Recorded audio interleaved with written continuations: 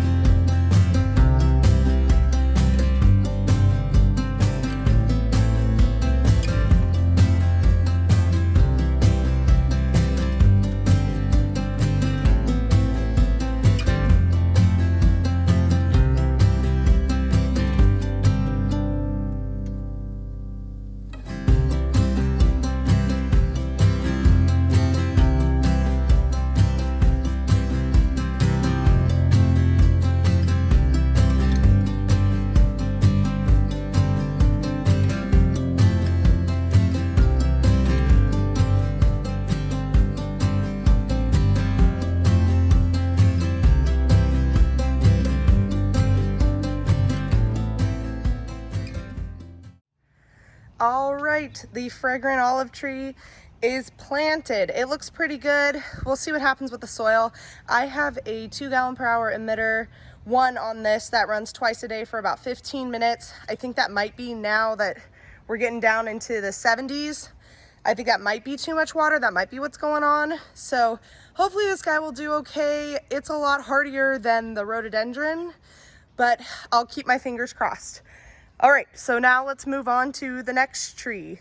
All right, this is the final goodbye to my weeping cherry tree. This thing has struggled since day one that I brought it home, and I just kind of let it do its thing. It's not happy. I think it's getting too much sun, too much water, maybe. I don't know. It's not happy. It looks terrible. But I am going to be replacing it with a dogwood tree. So this is the tree I'm going to be replacing the cherry tree with. This is called a Cloud 9 dogwood tree. It is hardy in zones 3 through 9. It should do pretty well here. I say that every time and something happens, but hopefully this will be a lot hardier than this cherry tree is. It gets to be about 10 feet tall and wide, maybe 15 if you're lucky. And oh, I didn't say about the fragrant olive tree, but that one can get to be about 10 feet tall if you let it, and then about 6 to 8 feet wide, so it gets pretty massive. So this is going to take the place of the cherry tree. I'm gonna dig the hole first, and then I'll show you guys how I plant it. All right, the hole is dug. I did the same thing. It's about 1.5 times the size of the root ball right there. And it's at the right depth, right at where the trunk stops. Well, I guess where the trunk starts and the roots start. And I'm gonna be adding the same thing, the bumper crop and the tree tone. So let's get this thing planted.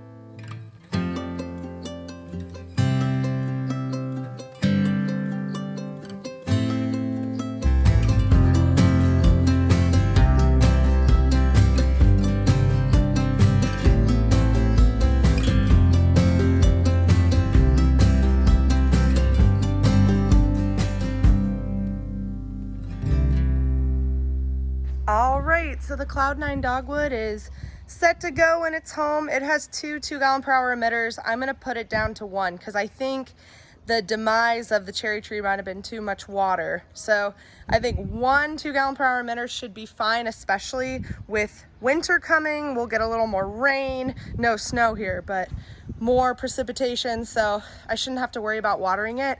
And I know I told you guys I was gonna do plant 2 more plants somewhere else, but unfortunately, I have to kind of whisper, my neighbors are doing construction, so I can't really go over there without it being really loud to plant my stuff. So we're gonna just stick to these for now, and then another day I will show you the other 2 trees that I'm going to be planting. All right, you guys, that's it for this video. Thank you so much for watching. I hope you enjoyed it.